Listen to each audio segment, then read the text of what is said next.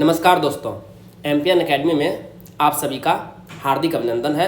प्रस्तुत है weekly current affairs test series. दोस्तों, इस वीडियो में हम लोग 16 से लेकर 23 मई 2022 तक के समसामयिक घटनाक्रम पर आधारित 30 महत्वपूर्ण मल्टीपल चॉइस क्वेश्चंस को व्याख्या के साथ हल करेंगे। Friends, the English edition of this video along with its PDF with full description in English is available on MPN Academy app. The course name is 68th BPSC Current Affairs course in English.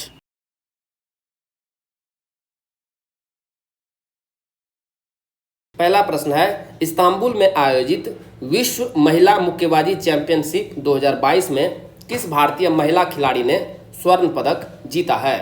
सही जवाब है option number B, Nikhat Zareen. ये तेलंगाना की रहने वाली है। इन्होंने 52 kilogram वर्ग में थाईलैंड की ओलंपियन जुतामास जितपोंग को 5-0 से हराकर विश्व खिताब जीतने वाली 5वीं भारतीय महिला बनी।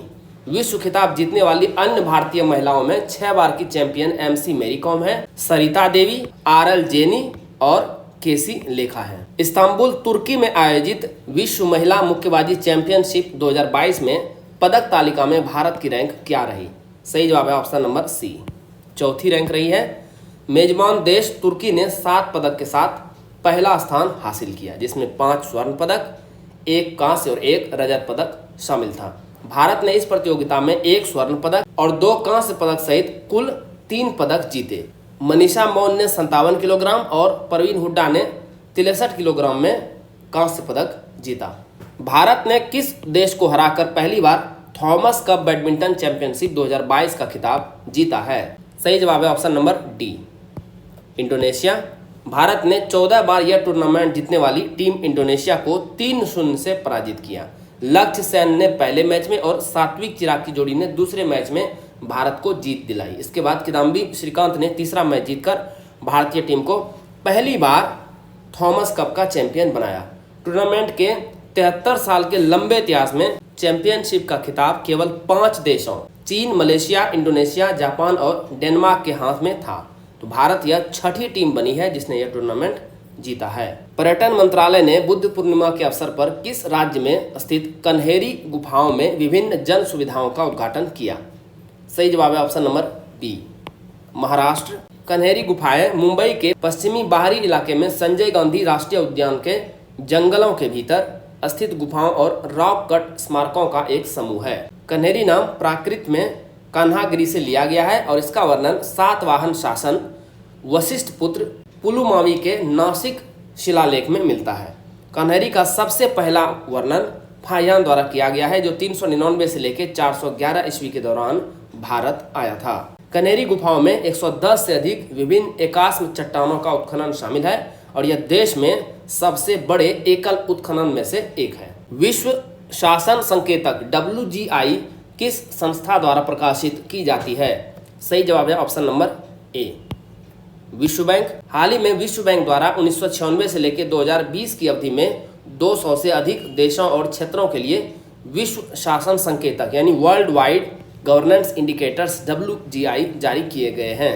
WGI किसी भी देश की संप्रभु क्रेडिट रेटिंग तय करने में अहम भूमिका निभाता है। यह एक शोध डेटा सेट है जो शासन की गुणवत्ता पर विकसित और विकासशील देशों की पर्याप्त संख्या में कॉरपोरेट, नागरिक और विशेषज्ञों के सर्वेक्षण द्वारा उत्तरदाताओं की राय एकत्र करता है। भारत का WGI स्कोर सभी 6 संकेतकों पर BBB माध्यमिका से काफी नीचे है। तो ये जो रेटिंग है ध्यान में रखिएगा, BBB इससे भी नीचे है भारत की रेटिंग। WGI मापदंडों में कम स्कोर के कारण भारत अपनी संप्रभु क्रेडिट रेटिंग खो रहा है। जो छात्र इस YouTube चैनल पर जारी सभी करंट अफेयर्स वीडियोस की PDF प्राप्त करना चाहते हैं, उनके लिए यहाँ जानकारी दी जा रही है। सबसे पहले आइए समझते हैं कि आपको MPN academy current affairs PDFs की आवश्यकता क्यों है। MPN एकेडमी PDFs ही क्यों?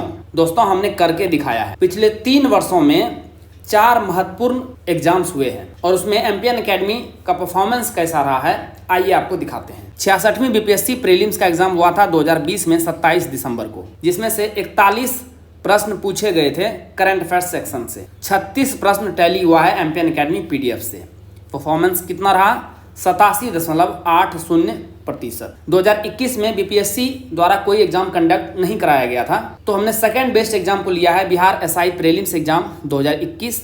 शिफ्ट 1 और शिफ्ट 2 दोनों मिला करके 36 करंट अफेयर्स से क्वेश्चन पूछे गए थे, जिसमें से 31 टैली हुआ है एमपीएन अकेडमी पीडीएफ से। परफॉर्मेंस रहा 86.11%। यह एग्जाम 26 दिसंबर को हुआ था। 2022 में 2 परीक्षा हुई है, एक परीक्षा तो रद्द हो गई है, कैंसिल हो गई है पेपर लीक के कारण से। 67वीं बीपीएससी पीटी परीक्षा 2022 8 मई को यह एग्जाम हुआ था, जिसमें से 30 प्रश्न करंट अफेयर्स सेक्शन से पूछे गए थे। 26 टैली हुआ है एमपीएन अकेडमी पीडीएफ से। परफॉर्मेंस रहा है 86.77%। अभी रिसेंटली बीपीएससी सीडीपीओ प्रारंभिक परीक्षा हुई है 15 मई को, जिसमें 35 करंट अफेयर सेक्शन से क्वेश्चंस पूछे गए थे। 30 प्रश्न टैली हुआ है एमपीएन अकेडमी पीडीएफ से। परफॉर्मेंस रहा है 85.71%। तो आपने देखा कि किस प्रकार से पिछले 4 परीक्षा में 85% से ज़्यादा प्रश्न MPN academy current affairs PDF से टैली हुआ है। दोस्तों, इन सारे एग्जाम्स में पूछे गए करंट अफेयर्स क्वेश्चन और एमपीएन अकेडमी में कहां से टैली हुआ है पूरे प्रमाण के साथ वीडियो यूट्यूब पे भी मिल जाएगी और टेलीग्राम पे भी मिल जाएगी। टेलीग्राम पे सर्च करेंगे एमपीएन अकेडमी और इस प्रकार से ये लोगो दिखेगा, वहां पर आप ज्वाइन कर लेंगे। दोस्तों, यदि आप 67वीं बीपीएससी प्रीलिम्स का री एग्जाम देने वाले हैं या 68वीं बीपीएससी प्रीलिम्स का एग्जाम देने वाले हैं, तो आपको ये वीडियो जरूर देखनी चाहिए। इससे आपको करंट अफेयर्स सेक्शन में रिसेंट ईयर्स में किस प्रकार के क्वेश्चंस पूछे जाते हैं पैटर्न का पता चलेगा, साथ ही साथ एमपीएन अकेडमी पीडीएफ को कैसे इस्तेमाल आपको करना है ये भी पता चलेगा। आइए अब चर्चा करते हैं कि इन पीडीएफ कोर्स में किस प्रकार की सामग्री मिलेगी आपको। दोस्तों, 67वीं बीपीएससी और 68वीं बीपीएससी दोनों का कोर्स उपलब्ध है करंट अफेयर्स का। इन करंट अफेयर्स के साल भर के कंटेंट को रिवाइज करने में आपको केवल 18 घंटे का समय लगेगा। कैसे? देखिए, 3 प्रकार के कंटेंट आपको प्रोवाइड किए जाते हैं। साप्ताहिक current affair test series MCQs format में राष्ट्रीय और अंतर्राष्ट्रीय लेवल का, इसमें आपको 50 पीडीएफ मिलेगा साल भर में। 1 महीने में 4 पीडीएफ मिलती है, तो 12 महीने का 48 पीडीएफ हो गया। एक इकोनॉमिक सर्वे और एक बजट, कुल मिला के 50 पीडीएफ। एक पीडीएफ को रिवाइज करने में आपको 6 मिनट का समय लगेगा, तो कुल 5 घंटे में आप इन weekly current affair test series को अच्छे से रिवाइज कर पाएंगे। सेकेंड नंबर पे है मासिक current affairs, monthly current affair short notes में। ये आपको राष्ट्रीय और अंतर्राष्ट्रीय लेवल का मिलेगा। 12 महीने का 12 पीडीएफ। एक पीडीएफ को रिवाइज करने में लगभग आधा घंटा का समय लगेगा, तो कुल 6 घंटे में आप इसे भी समाप्त कर देंगे। थर्ड नंबर का कंटेंट है वो है Bihar monthly current affairs, Bihar मासिक करंट अफेयर्स। इसमें एमसीक्यूज भी मिलेगी और शॉर्ट नोट्स भी मिलेगी। इसमें 14 पीडीएफ मिलेंगे, 12 महीने के 12 पीडीएफ, एक इकोनॉमिक सर्वे और एक बजट। एक पीडीएफ को रिवाइज करने में लगभग 30 मिनट का समय लगेगा, तो कुल 7 घंटे में इसे भी आप रिवाइज कर लेंगे। तो कुल 18 घंटे में आप 1 साल भर के कंटेंट को रिवाइज कर लेंगे। ध्यान में रखिएगा कि 67वीं बीपीएससी का जो एग्जाम है वो काफ़ी डिले हो गया है। इसे आपको नवंबर 2020 से स्टडी करना है और एग्जाम डेट से जस्ट 1 महीने पहले तक। तो लगभग 1.5 साल का कंटेंट आपको स्टडी करना है इसमें, तो लगभग आपको 25 घंटे का समय लगेगा, एक बार आप रिवाइज कर पाएंगे। यदि एग्जाम से पहले 5 से 6 बार आप रिवाइज कर लेंगे तो आपका परफॉर्मेंस आश्चर्यजनक तरीके से बढ़ जाएगा। 68वीं बीपीएससी के लिए कंटेंट जनवरी 2022 से दिया जा रहा है। दोस्तों, आपको ये पीडीएफ मिलेगा कैसे? आपको एमपीएन अकेडमी ऐप डाउनलोड करना है, जो कि गूगल प्ले स्टोर पर अवेलेबल है। आप एमपीएन अकेडमी सर्च कीजिए, वहां पर आपको ये लोगो दिख जाएगा। ऐप को इंस्टॉल करने के बाद सबसे नीचे देखेंगे तो स्टोर सेक्शन मिलेगा आपको ऐप पर, वहां पर क्लिक कीजिए और 67वीं या 68वीं बीपीएससी करंट अफेयर्स का कोर्स सेलेक्ट कीजिए। जैसे उसे सेलेक्ट करेंगे तो वहां पर आपको पेमेंट का लिंक मिल जाएगा। बहुत ही रिजनेबल प्राइस पर ये सारे पीडीएफ आपको मिल जाएंगे। शुल्क का भुगतान करें और सभी पीडीएफ आपको कंटेंट सेक्शन में वहां पर उपलब्ध हो जाएगा। विश्व भर में गेहूं के उत्पादन में भारत की रैंक क्या है? सही जवाब है ऑप्शन नंबर बी। दूसरा, भारत यूक्रेन के बाद विश्व का दूसरा सबसे बड़ा गेहूं उत्पादक है। न्यूज़ में क्यों है? भारत सरकार ने हाल ही में गेहूं के निर्यात पर रोक लगा दी है। ये रोक इसीलिए लगाई गई है क्योंकि देश में गेहूं का संकट हो गया है। दावा किया जा रहा है कि सरकारी योजनाओं हेतु भी गेहूं कम पड़ने की आशंका है। रूस एवं यूक्रेन के बीच युद्ध से गेहूं की अंतर्राष्ट्रीय कीमतों में करीब करीब 40% तक की वृद्धि देखने को मिली है। निम्नलिखित में से कौन सा देश रूस के साथ सीमा साझा नहीं करता है? सही जवाब है ऑप्शन नंबर बी, स्वीडन नहीं करता है। ऑप्शन में सभी देशों को देखिए मैप में, यह है रसिया, तो नॉर्वे देखिए यहाँ पे कर रहा है, बॉन्डी शेयर फिनलैंड तो कर ही रहा है, एस्टोनिया भी कर रहा है, लेकिन स्वीडन नहीं कर रहा है। स्वीडन की सीमा यहाँ तक की है। न्यूज़ में क्यों है? फिनलैंड और स्वीडन उत्तर अटलांटिक संधि संगठन यानी नाटो के सदस्य देश बनने के और ज़्यादा करीब पहुंच गए हैं। यूक्रेन पर जारी रूसी हमले के बीच फिनलैंड की सरकार ने 15 मई को नाटो का सदस्य बनने की अपनी चाहत का खुलेआम घोषणा कर दिया है। स्वीडन की सत्ताधारी पार्टी ने भी इसके कुछ घंटों बाद नाटो सदस्यता के लिए एक योजना का समर्थन कर दिया है। अब स्वीडन और फिनलैंड की संसद इस संबंध में प्रस्ताव पारित करेगी तथा फिर नाटो संगठन के समक्ष आवेदन पेश किया जाएगा। तो देखिए, स्वीडन डायरेक्ट बाउंड्री तो शेयर नहीं करता है, लेकिन स्वीडन और रशिया के बीच में वाटर बॉडी है, यह है बाल्टिक सी।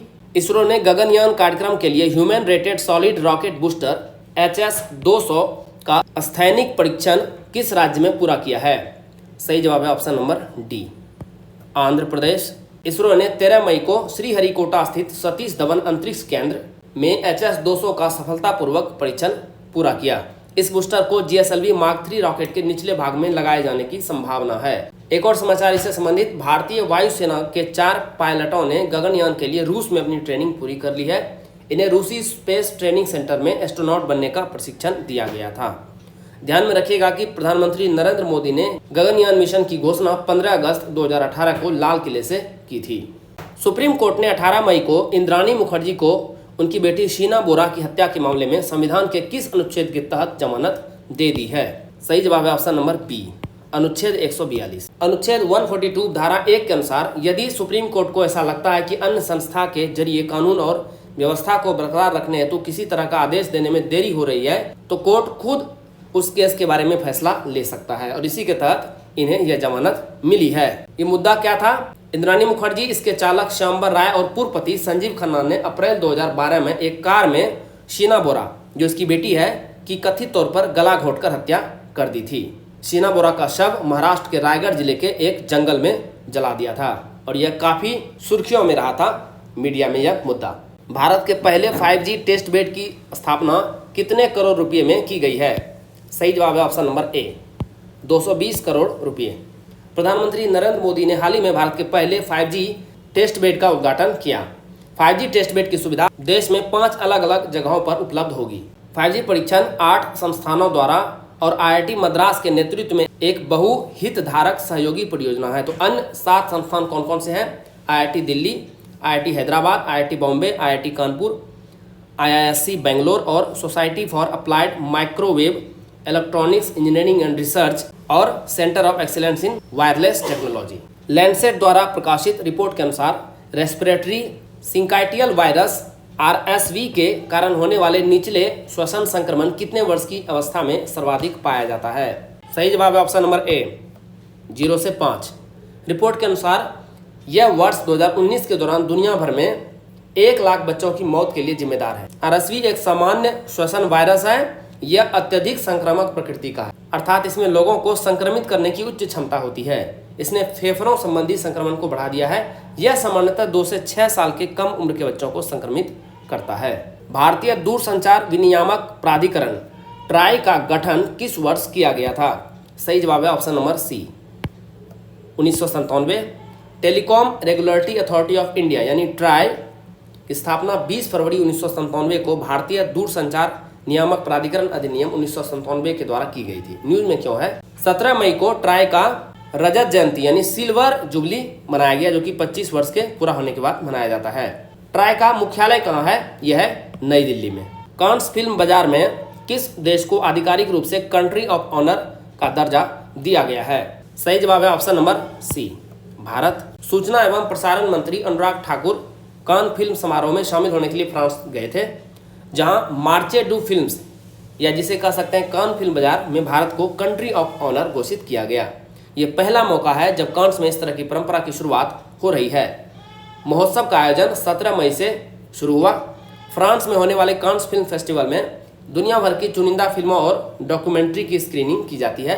फ्रांस और भारत अपने राजनयिक संबंधों के 75 वर्ष भी पूरे कर रहे हैं। किस राज्य में स्थित रामगढ़ विषधारी अभयारण्य को देश का 52वां टाइगर रिजर्व घोषित किया गया है? सही जवाब है ऑप्शन नंबर सी, राजस्थान। यह अभयारण्य रणथंभौर टाइगर रिजर्व और कोटा के मुकुंदरा हिल्स के बीच एक गलियारे के रूप में स्थित है। केंद्रीय पर्यावरण मंत्री भूपेंद्र यादव ने 16 मई को सोशल मीडिया के माध्यम से इसकी जानकारी दी है। राष्ट्रीय बाघ संरक्षण प्राधिकरण यानी NTCA द्वारा वन्य जीव संरक्षण अधिनियम 1972 की धारा 38 के प्रावधान के अंतर्गत 5 जुलाई 2021 को रामगढ़ विषधारी वन्यजीव अभयारण्य व निकटवर्ती क्षेत्रों को टाइगर रिजर्व बनाए जाने की सैद्धांतिक स्वीकृति प्रदान की गई थी, जिसे अब पूरा कर लिया गया है। मंकी पॉक्स से पीड़ित मरीजों के लिए अनिवार्य क्वारंटीन शुरू करने वाला पहला देश कौन बन गया है? सही जवाब है ऑप्शन नंबर सी, बेल्जियम। यहाँ पर 21 दिन का अनिवार्य क्वारंटीन लगाया गया था। यह रोग मंकी पॉक्स नामक विषाणु से फैलता है। इसका संक्रमण कुछ हद तक मनुष्यों में चेचक के समान है। मंकी पॉक्स की खोज साल 1958 में बंदरों के एक समूह से हुई थी। मंकी पॉक्स वायरस की उत्पत्ति पश्चिम एवं मध्य अफ्रीका के देशों में हुई थी। इस इलाकों में लोग हमेशा जंगली जानवरों के संपर्क में आते रहते हैं। इस दौरान जानवरों के काटने, खरोचने और जंगली जानवरों के मांस, जिसे बुश मीट कहा जाता है, को खाने के वजह से यह बीमारी इंसानों में प्रवेश कर जाती है। इसके दाने काफी बड़े बड़े होते हैं चेचक की अपेक्षा। भारत के पूर्व प्रधानमंत्री राजीव गांधी के हत्याकांड केस में जेल में बंद किस व्यक्ति को 31 साल बाद रिहा कर दिया गया है? सही जवाब है ऑप्शन नंबर बी, एजी पेरारिवलन। पेरारिवलन को 11 जून 1991 को गिरफ्तार किया गया था। एजी पेरारिवलन हत्याकांड के समय 19 साल का था। यह एक प्रतिभाशाली इंजीनियरिंग छात्र था। सुप्रीम कोर्ट ने जेल में इनके अच्छे आचरण, चिकित्सा स्थिति, शैक्षिक योग्यता को देखते हुए इन्हें रिहा करने का आदेश दिया है। 7 लोगों को राजीव गांधी हत्याकांड में दोषी ठहराया गया था। सभी दोषियों को मौत की सजा सुनाई गई थी, लेकिन सुप्रीम कोर्ट ने साल 2014 में से आजीवन कारावास में बदल दिया था। तमिलनाडु सरकार ने साल 2018 में पेरारिवलन को रिहा करने की सिफारिश की थी। इनकी भूमिका क्या थी? इनकी भूमिका बम के लिए बैटरी की आपूर्ति तक सीमित थी। हाल ही में किस इमारत के 22 कमरों को खुलवाने एवं इमारत के इतिहास की पुष्टि हेतु इलाहाबाद हाईकोर्ट में एक याचिका दायर की गई थी? सही जवाब है ऑप्शन नंबर ए, ताजमहल।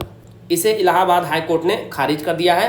भारतीय पुरातत्व सर्वेक्षण यानी ASI ने ताजमहल के जिन 22 कमरों को लेकर इन दिनों विवाद हो रहा है, इन तहखानों की तस्वीरें जारी की है।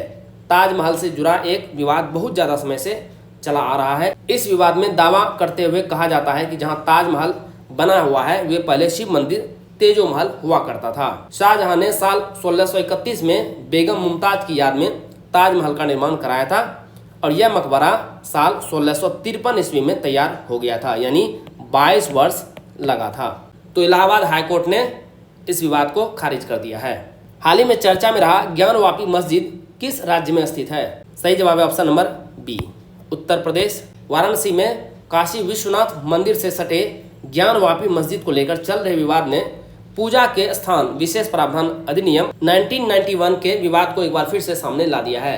मस्जिद में हुए सर्वे की टीम ने 16 मई 2022 को नंदी की मूर्ति के पास बने कुएं का भी सर्वे किया। हिंदू पक्ष ने इस बीच दावा किया है कि मस्जिद परिसर में वजू के लिए बने तालाब में शिवलिंग बना हुआ है। काशी विवाद में हिंदू पक्ष का कहना है कि साल 1669 में औरंगजेब ने यहाँ मंदिर तोड़कर मस्जिद बनाई थी। वहीं मुस्लिम पक्ष का कहना है कि यह मंदिर कभी था ही नहीं, बल्कि यहाँ शुरुआत से ही मस्जिद थी। कोर्ट ने इसके बाद तालाब के आसपास के इलाके को सील करने का आदेश दिया था और इसके पास आने जाने पर रोक लगा दी है। फ्रांस की नई प्रधानमंत्री कौन बनी है? सही जवाब है option number D, Elisabeth Borne. France के प्रधानमंत्री कास्तेस्कस ने एनुअल मैक्रो के दोबारा राष्ट्रपति चुने जाने के बाद इस्तीफा दे दिया है, जिसके बाद 16 मई को राष्ट्रपति मैक्रो ने लेबर पार्टी की नेता एलिजाबेथ बोर्न को देश की नई प्रधानमंत्री नियुक्त किया है। 30 साल में दूसरी बार किसी महिला को फ्रांस का प्रधानमंत्री बनाया गया है। इससे पूर्व एडिथ क्रेसन 1991 से 1992 तक पीएम रही थी। भारत में नए वेरिएंट BA.4 ओमिक्रॉन वेरिएंट का पहला केस किस शहर में सामने आया है? सही जवाब है ऑप्शन नंबर डी, हैदराबाद। इस वेरिएंट का पता कोविड-19 जीनोमिक सर्विलेंस प्रोग्राम के माध्यम से लगाया गया है। BA.4 की उत्पत्ति BA.1 और BA.3 के मिश्रण से हुई है। अब तक विश्व भर में BA.4 की उपस्थिति बहुत कम है। इसे European centre for disease control and prevention द्वारा BA.5 वेरिएंट के साथ चिंता का एक प्रकार घोषित किया गया है। BA.4 और BA.5 का पहली बार दक्षिण अफ्रीका में जनवरी और फरवरी 2022 में पता चला था। किस राज्य में उमरोई मिलिट्री स्टेशन में त्रिमेरेसुरुस माया या मायापीट वाइपर नाम के एक नए जहरीले हरे सांप की प्रजाति देखी गई है? सही जवाब है ऑप्शन नंबर सी, मेघालय में। इस सांप की लंबाई 750 मिलीमीटर है। यह देखने में पोप्स पिट वाइपर से काफी मिलता जुलता है। लेकिन इसकी आंखों का रंग अलग है। सांप का नाम कर्नल यशपाल सिंह राठी की दिवंगत मां माया के सम्मान में रखा गया है। पीट वाइपर किसे कहेंगे?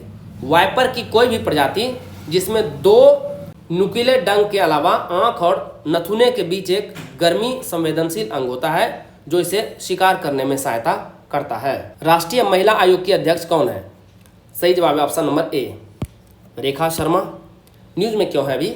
राष्ट्रीय महिला आयोग एनसीडब्ल्यू ने महिलाओं से संबंधित मुद्दों और मीडिया में महिलाओं के चित्रण पर ध्यान केंद्रित करने के लिए 18 मई को मीडिया कर्मियों हेतु क्षमता निर्माण एवं संवेदीकरण कार्यक्रम विषय पर एक कार्यशाला आयोजित किया था। ये रेखा शर्मा है। इस कार्यशाला को 3 तकनीकी सत्रों में विभाजित किया गया था। मीडिया संचालन और सामग्री में मीडिया के लिए लिंग संवेदनशील संकेतक, महिला मीडिया पेशेवरों द्वारा सामना की जाने वाली चुनौतियां तथा महिलाओं के सशक्तिकरण में मीडिया की भूमिका। आयोग का गठन 1992 को जयंती पटनायक की अध्यक्षता में किया गया था। दिलमणि मिश्रा बिहार राज्य महिला आयोग की अध्यक्ष हैं। भारतीय नौसेना के विध्वंसक युद्धपोत आईएनएस सूरत और युद्धपोत आईएनएस उदयगिरी को कहां पर लॉन्च किया गया? सही जवाब है ऑप्शन नंबर बी, मुंबई में। रक्षा मंत्री राजनाथ सिंह ने मुंबई के दोनों युद्धपोतों का 17 मई को शुभारंभ किया।